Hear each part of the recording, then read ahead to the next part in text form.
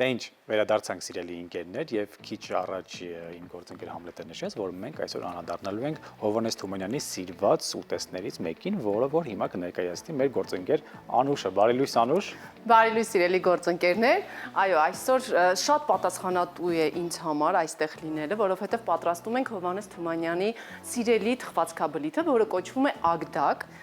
կոչվում է սարի թխվածք, ինչպես արդեն մեր հյուրերն ասացին, եւ ինչ է իրենից ներկայացնում։ Կաթի սերով պատրաստված, կաթի սեր, մի փոքր սոդա, աղ, ալյուր եւ մի փոքր մածուն, մոտ կես սուրճի բաժակ։ Պատրաստում ենք խմոր, դնում ենք որպեսզի մի քիչ հանգստանա, արդեն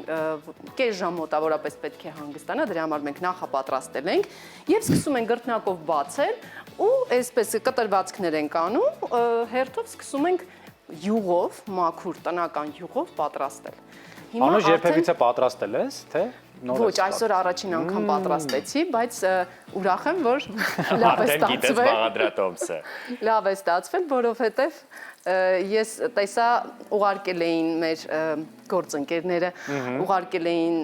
տեսահոլովակ, որտեղ պատրաստում են եւ նույն ձևով ստացվեց, այնպես որ Ու կարծես թե հեշտ է պատրաստվում։ Շատ հեշտ, այո։ Ինչու է կոչվում սարի թխվածք, որովհետև Հովհաննես Թումանյանի մայրը հաճախ երբ սարում է եղել եւ այնտեղ կատնամթերքը ամեն ինչը չէ տնական արդեն մաքուր թարմ եղել է պատրաստ եւ երբ երեխաները հաճախ սար են բերել երեխաներին այդ ժամանակ ինքը արագ պատրաստել է ագդակը որովհետեւ սա այսպես մի քիչ դե շատ յուղ է անհրաժեշտ շատ կաթի սեր է եւ ասում են տոնական ավելի շատ տոնական սեղանների համար են պատրաստել եւ ամենօրյա այդպես պատրաստելու համար չէ որ հարմար էր, այդպես հիմա մենք արդեն երկրորդ շերտը տապակենք եւ պատրաստ է շատ արագ, համեղ ու այս